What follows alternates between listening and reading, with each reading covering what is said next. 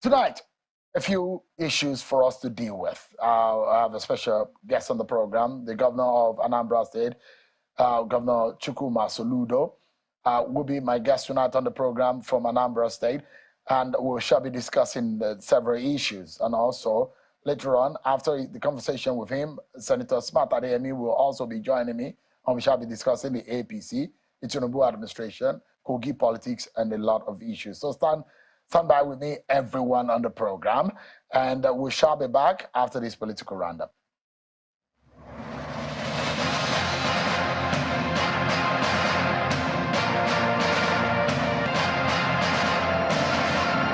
Vice President Professor Yemi Osinbajo has been appointed by the Commonwealth Group to lead a team of experts in observing the general elections in Sierra Leone on the 24th of June 2023. The Commonwealth Secretary General Patricia Scotland confirmed that Osinbajo had accepted her request to chair the Commonwealth Observer Group. The Secretary General is said to have constituted the Observer Group upon invitation from the Electoral Commission for Sierra Leone. The Supreme Court has dismissed the suit filed by the People's Democratic Party (PDP) challenging the alleged double nomination of Mr. Kashim Shettima for lacking in merit. Justice Adamu Jauro, who read the judgment, added that the PDP acted as a meddlesome interloper and a busybody, as it is an internal affair of the APC. The court held that the Vice President-elect withdrew his nomination on July 6, 2022, before the elections on February 28, 2023. The court also awarded a sum of 2 million naira against the PDP. The lead counsel to the plaintiff in the suit filed by 5 residents of the Federal Capital Territory seeking to stop the inauguration of Senator Bola Tinubu is threatening to sue the judge presiding over the matter for failing to deliver ruling on the matters before the inauguration date. The counsel to the plaintiff, Mr. Chuks Nwachukwu, made his submission after a registrar of the court announced that the court will not sit owing to the absence of the trial judge, Justice Inyang Ekwo. He described the absence of the trial judge all through the week as an infringement on their fundamental rights to fair hearing, especially as the restriction they're seeking for has a timeline. The River State Governor Nyesom Wike says he will fully support the aspiration of Representatives Tajuddin Abbas and Benjamin Kalu for the leadership of the 10th House of Representatives. Governor Wike, a member of the PDP, says there's no political party that can direct him to work against the 2 aspirants that have been favored by the decision of their party, the All Progressives Congress. The governor gave the assurance of his support when the Joint Task Force, the PRO Abbas and Kalu campaign group, visited him in Port Harcourt. Everybody knows my position. So, everybody knows my position. I'm going to support you. I'm supporting you fully. The Ogun State Governor Dapo Abiodun has announced the dissolution of the State Executive Council in accordance with provision of the Constitution of the Federal Republic of Nigeria. He made the announcement in Abeokuta, the state capital, during the last meeting attended by members of the State Executive Council held at the Executive Chamber of the Governor's Office in the state capital. The governor commended the outgoing members for their support, understanding, trust, and belief in his administration as they served the state at different levels diligently, which made the many successes recorded by his administration possible. I want to thank you for trusting me. I want to thank you for believing in me. I want to thank you for working with me. I want to thank you for serving your state. Members of the coalition of registered political parties in Ogun State have expressed their confidence in the 3-man state election petition tribunal in a bid for the People's Democratic Party to reclaim its alleged stolen mandate in the March 18 governorship election in the state. At a press briefing in Abeokuta, the state capital, members of the association for the governorship candidate of the Social Democratic Party, Anthony Ojeshino, alleged intimidation and media trial of the candidate of the PDP, Ladi Adebutu, in the ongoing electoral tribunal. We will continue to give the necessary support before and after victory is achieved. The coalition of northern groups under the aegis of Northern Youth Forum for Good Governance is appealing to the members of the All Progressives Congress in the 10th National Assembly to support the candidates of the party for the sake of unity and cohesion. The group made the appeal at a news conference in Abuja. According to them, although not all the elected lawmakers are in favor of the party's choice for the principal positions in the 10th Assembly, it is time for the APC members to be united, close ranks, or stand the risk of allowing opposition parties hold sway. Northern Youth Forum for Good Governance urges the G7 and other members elect to focus on the strength and capacity of Honorable Tajuddin Abbas rather than the fact that the party nominated him. In so doing, the G7 and other members will come to appreciate the party's leader. Major General Lincoln Ogunewe, retired, has emerged the flag bearer and governorship candidate of the Action Alliance Party ahead of the governorship election on November 11th in Imo State. The national chairman of the Action Alliance, Kenneth Udeze, presented the governorship candidate to party supporters and delegates as the sole candidate for the position of the flag bearer for the governorship election on November 11th in Imo State after a substitution primary election held in Owerri, the Imo State capital. Addressing party supporters after his emergence, the AA governorship candidate says Imo State needs a leader and governor in his capacity who will reset the state and ensure the security of lives and property. We are on the drawing board, and very soon we are launching out after today.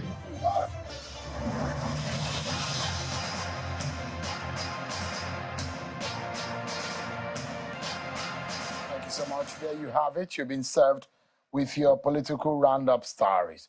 Now, yesterday, former Central Bank Governor and Governor of Anambra State, Professor Charles Soludo, made a passionate appeal to President Buhari to release Nnamdi Kanu, the leader of the indigenous people of Biafra, who is being in detention for some time now. In an open letter, the governor addressed a letter to President Buhari and expressed these concerns over the continued detention of Nnamdi Kanu and called for his release. The governor emphasized the need for dialogue and reconciliation to address the root causes of the grievances experienced by groups like IPOB. The governor, Professor Chukwuma Soludo, is live with us virtually from Awka, the Anambra State capital. It's good to see you, Governor Soludo. Thanks so much indeed for joining us. I think it's on that note that we'll probably begin the conversation. So when you wrote that letter, do you consider that there is a court process in place and that perhaps may have to take its natural course? Yeah, thank you very much, Sharon. Thank you for having me, and thank you to the listeners. Yes, first point to make, Sharon, is that letter was actually written late April. If you see the stamp of the acknowledgement on that letter, it was received in the office of the Chief of Staff on the 26th of last month. And yes, on the 26th of April. And the letter was actually dated 20th of April. And so that is for a fact. So it wasn't written yesterday. It's about a month, exactly a month today, that letter was delivered to the office of the Chief of Staff. And what is the message? The message, first of all, is to thank the President and the federal government for the way that they have handled the insurgents, the Boko Haram issue in the Northeast, and also granting amnesty and a rehabilitation program for people involved in the Boko Haram insurgency and so on. Now come to the Southeast. Where Southeast faces some systemic, what I describe as systemic insecurity. And we have this agitation snowballing into today all manner of criminal gangs everywhere in the Southeast profess to be agitators, as it were. And we kind of think, I mean, since I came in as governor, we have faced these criminals head on in various dimensions. IPOB has consistently denied that it's part of the systemic insecurity. Some others attribute them to those, and then they deny. But we think it is time now, even though we've made substantial progress in terms of addressing, dealing with the criminals, because we have zero tolerance for criminality. But there is a bigger part of the reconciliation process, what the security people call the non-kinetic approach, which requires getting all the stakeholders at the table, around the table, to discuss the way forward and the future of security, peace, and development in the Southeast. And I'm convinced that Nnamdi Kanu, hate or love him, or agree with him, disagree with him, has become an important stakeholder in that conversation, given as well what his own people are doing or not doing and we need to have him around the table for that conversation. So we made that point about security, long-term security, sustainable security in the Southeast to have all critical stakeholders. The issue of the rule of law is also another basis for our appeal.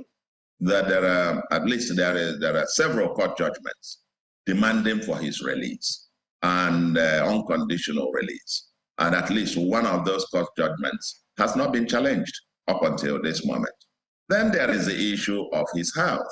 We read everything, all manner of things on the new media about his state of health and need for urgent attention. And like I said, also then for compassion. Yes, it's in the courts, but it's been on now for God knows how long. This matter has been in the courts, almost 2 years, getting to 2 years now. And that is a saying that justice delayed is justice denied.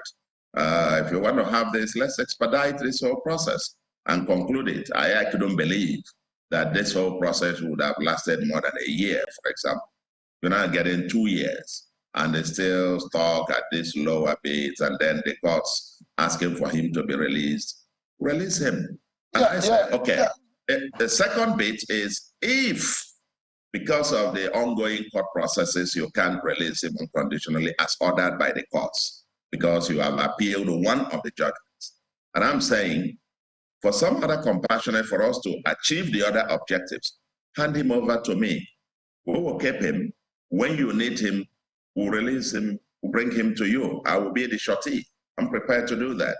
So we can start off the process of the healing and the systematic solution of the long-term security and development challenges in the Southeast. So that's what this letter is about. Yeah. So if the President Buhari just have a few days left under his belt to be in office, and there will be another government, and I mean, if it doesn't look like President Buhari has reacted to your letter in any way, if that doesn't happen until Monday, would you be speaking directly with a new administration to be led by Bola Tinubu that would be sworn in on Monday? Is that a possibility?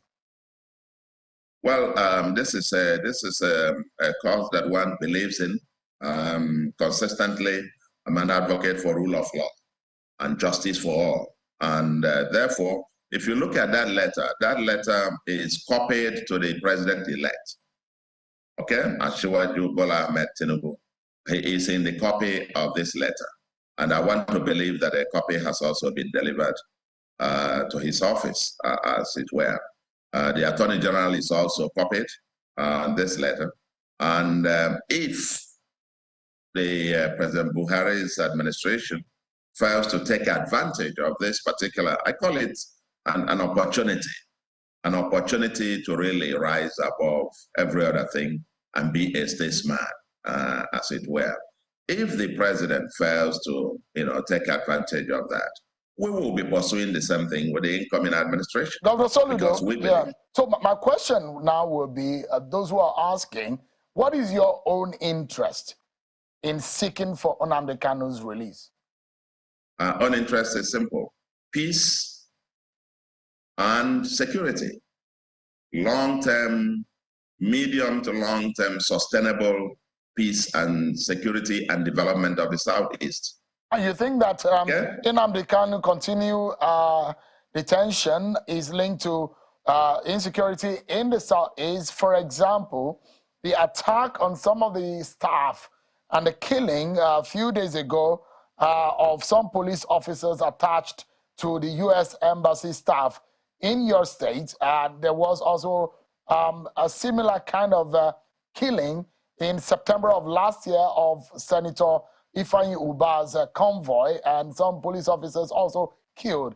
Are this kind of criminality or this kind of incident linked to the activities or the kind of situation you are pleading for? Well, that's part of it, Sheung, and coming down to those, I made a point. First and foremost, you recognize that every Monday now in the entire Southeast, there is this notorious sit at home. And his supporters declared this sit at home as a way to press for his release. And this has persisted. We lose humongously in economic terms. The cost is huge. And on the federal, I mean, without due respect, we can't shoot everywhere at everybody. That has not been able to stop with humongous costs to the Southeast, economically, socially, security-wise. Like I said, every criminal gang now in the bush claims to be either freedom fighters or to be supporters of Nnamdi Kanu. And they are saying, so we need him out to be able to separate the substance from the chaff. So he'll be able to tell us who are his own people and be able to rein in his own people. And then so we can then isolate the criminals and face them head on. So, Governor Soludo, let me quickly ask you. This incident about the U.S. Staff and the police that were killed, U.S. came out a day ago or 2 days ago saying that none of U.S. citizens were killed, but saying that they are still looking at the situation. As the Chief Security Officer of the state, what can you tell us? Who are those behind these dastardly acts? Yes, I can tell you with clarity that the investigation is ongoing. But like you said, we have zero tolerance for this kind of criminality.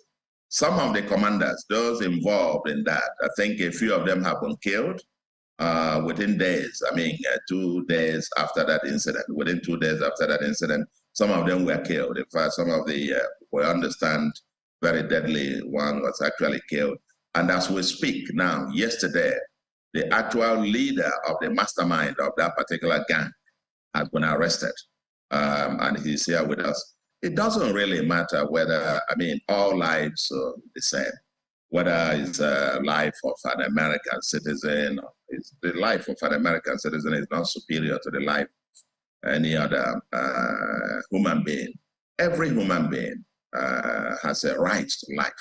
And whether it's of any cadre, status, nationality also, we send our condolences to the American embassy, whose staff of various forms, including security agencies, the police, died in the process. We did raise an issue about the way and manner of the visiting team that, you know, they largely bypassed the local security structure here. And we thought that that particular incident was largely avoidable. But all I can say to you is that now that we've arrested the mastermind, the leader of the gang, the investigation is ongoing. All right. And as day follows night, we will get to the bottom of it and deal with it decisively, as we have been doing this year and 2 months. And that level of insecurity in Anambra has come down. I mean, this is a very unfortunate incident. Anambra is unarguably one of the safest states today in Nigeria. People are flooded into Anambra.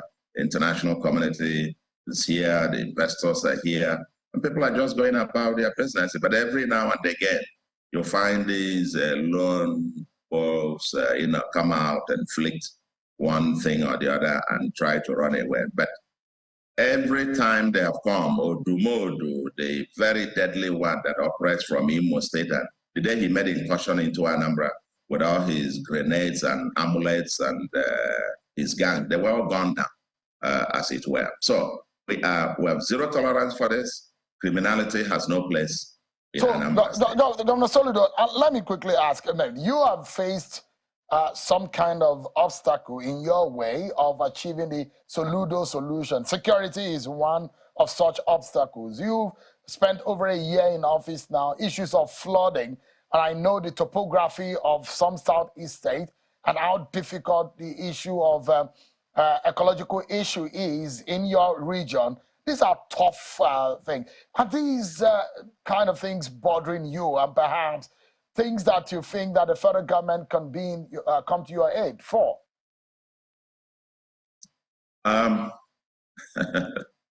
Multi-barrel question. The Soludo solution agenda, the 5 fingers of the Soludo solution agenda are on course. I would say no excuses whatsoever. The challenges are there. We knew that there would be challenges. In my manifesto, we identify the ecological challenges. We identify the environment as the #1 existential threat for Anambra. And the flooding, on the one hand, that could take on half of this land of the state year on year. Then the erosion, gully erosion. Anambra is the gully erosion capital of the world. So we know that, and that's why one of the key, what I call the 5 fingers of the Soludo solution agenda, is the environment towards a clean, green, planned, and sustainable Anambra. And we've launched a massive program on this. Yes, the environment is very excruciating. The federal government obviously weigh the challenges hugely beyond the resources of the state to deal with. And that is why we're seeking partnership with the federal government, with the international community, with the private sector, with the people themselves. Last year, we faced these humongous challenges, but we were able to, our coping mechanism was adjudged to be decisive and effective. For us, our agenda is an agenda with a deadline. No excuses, challenges are there. Even last year, even in spite of the paucity of resources, State Assembly approved for us to borrow some 100 billion. As of today, we still have not borrowed a penny of that. But our agenda is largely in course, be it in the area of security, law, and order, be it in the area of infrastructure and economic transformation. On infrastructure, we are now up and running at about 300 kilometers of roads construction going on simultaneously all over the state. Our third bit of human capital, which is our greatest wealth, our greatest asset, human capital of health and education, is it on governance and transforming the way government works and bringing technology to bear, or of course I've mentioned the environment. We are on course largely in spite of the humongous challenges.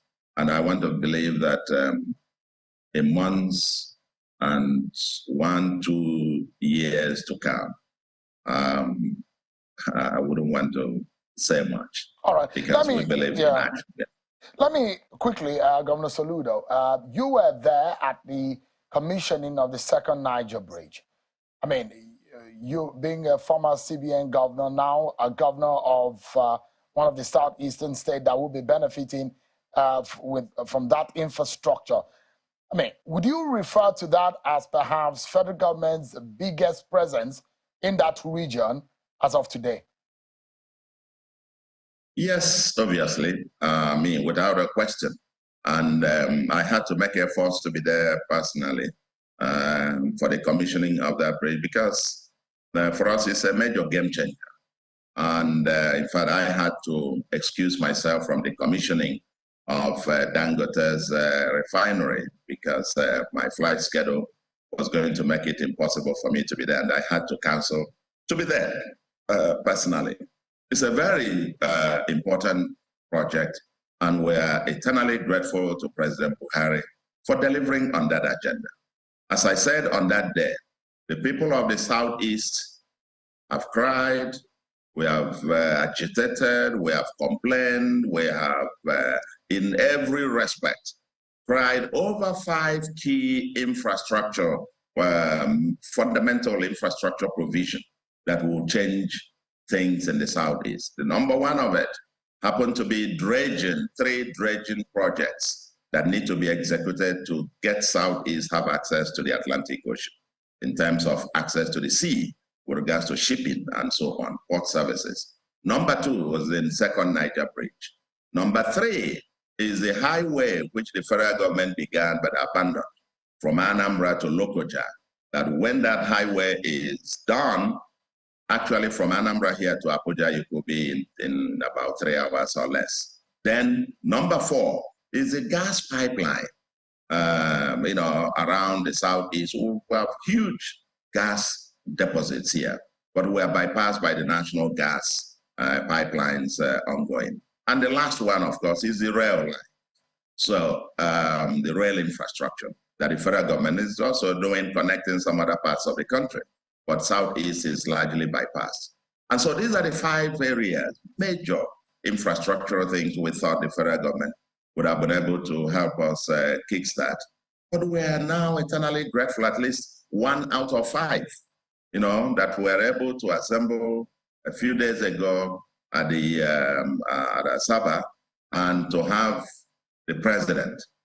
It is a promise made, a promise kept. And federal government also named the bridge, I think when the Minister of Works and Housing, my friend Governor Fashola was speaking, he did pronounce that the federal government has named it Muhammadu Buhari Second Niger Bridge. For us, it's a game changer, and it will decongest traffic, creates a twin city between Asaba and Onitsha. And the economic benefits or socio-economic benefits of this is just so humongous. So we're grateful. Yeah. So, Governor Soludo, I'm due for a commercial break, but just in like about 40 seconds, it's a difficult thing to ask an economic expert to speak about the economy in 40 seconds, but I would like your indulgence in this. Economy will be a major area that the Bola Tinubu government will have to deal with. Security is also another issue. But because you're an expert in the economy, and you can give him a free expert opinion tonight, courtesy the fact that I'd invited you, and as a very good friend, you might be able to offer that for free. I know your consultancy doesn't go for free, but I will extract that for free for you. What would you be telling Bola Tinubu to look out for to make sure that it gets things working in terms of the economy? Well, thank you very much. I know, Shehu, I always, you will never finish this interview without trying to, go around some of those. When you start being your friend and so on, I know that something is coming. Is that okay? Yeah. I know that. But let me say this to you. I think on Monday, our new president, Bola Ahmed Tinubu, will be sworn in. I saw his manifesto. I saw the agenda and what he's proposing, the overall direction of where he's going to go. And I think it's not to begin to discuss them one by one and so on. I think in broad terms, broadly speaking, his agenda is in the right direction. That's the path that we must try. I think elections are over, governance kicking in. And for example, here in my state today, I signed an MOU with UNDP for a 5-year partnership program that they're providing. And so I believe that similarly, the government at the center would need, the new government of Asiwaju Bola Ahmed Tinubu will need all the partnerships that it can get. Partnerships with the states, the state governments, restructuring of the country, getting the fiscal space restructured on a more sustainable path, getting the monetary policy exchange rate on track, getting petroleum pricing and so on, and energy pricing, rationalized and streamlined to be more sustainable. And importantly, healing. I think the 2 key agenda items that he has. Number 1, healing the country. And 2, the transformation agenda. Realizing that the transformation agenda, both items, both healing and transformation, happen to constitute an agenda with a deadline. All right. From Monday, he has 4 years and got to run at the speed of 1,000 kilometers an hour. But all generally, what I have read, what I have seen in terms of the thrust of his policies is that if we all work together in partnership with the international community, and like I said, here in Anambra, we just opened the UN building today and signed an MOU with the United Nations. And similar kinds of partnership will be required with the international community and so on at the federal level. Governor, these partnerships, I think the country will be on. Let me run to a break. I just have one more question for you. Senator Smart Adeyemi is here with me in our Abuja studio. We'll be talking about some other issues with him. But I'll come back for my closing moment with Governor Chukwuma Soludo, who has been with us on the program tonight. Stay with me, everyone. Much more conversations after this break.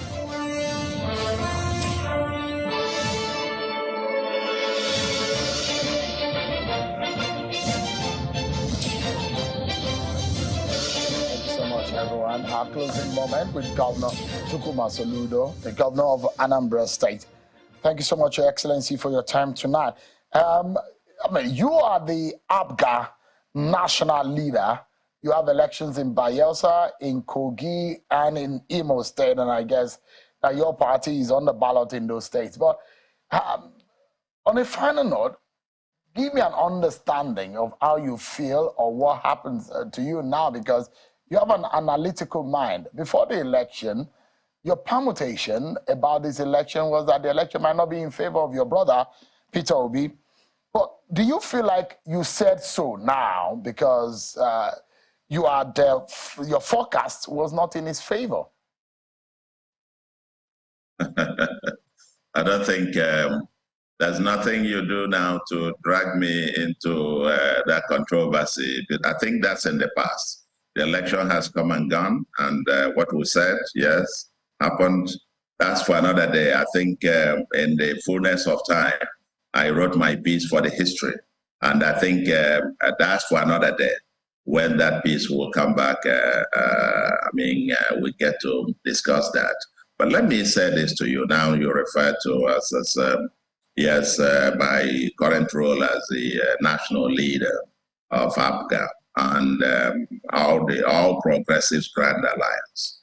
Our focus as a political party is the greatness of Nigeria. One big, united, prosperous country, Nigeria. And always we are growing organically all over. We've won elections, and the last one in the north, in the southeast, south, and so on. And we are, of course, the party is strong here in Anambra State, but despite everything, we still won the absolute majority of the State House of Assembly. And so Anambra is APGA and APGA is Anambra. That's without a question. We're deeply deep-rooted here. But then I want to say to you at a national level, the only thing I say is that APGA, as the Grand Alliance of Progressives, focusing on Nigeria, our policy over the years, over these past 20 years or so, has gone to systematically, well, not all the 20 years, I think in the last 10, 15 years, has gone to systematically work and collaborate with the governing party at the center. And therefore, when it was PDP at the center, our party collaborated with the governing thing at the center, since we were not there at the presidency. Even currently, we collaborate actively with the federal government. And the next government to come, we will collaborate actively. And you'll see that APGA, even though we had a presidential candidate, we're not challenging the election. And ours is trying to forge. We think Nigeria will begin to heal and will begin to move the country forward, because the lives and future of the 225 million Nigerians happen to be at stake. And our party is committed to their peace, security, and economic prosperity. Thank you so much, Governor Soludo. If you and I are left alone, we could do 3 hours of conversation, talking policy and other issues like this. Come so easy for you. And you've got some baritone voice that is also very sweet to listen to. Thank you so much. It's always a delight speaking with you. Thank you so much, Governor Charles Soludo, the governor of Anambra State. Thank you. Always a pleasure, Shane. Thanks very much for having me. I appreciate it.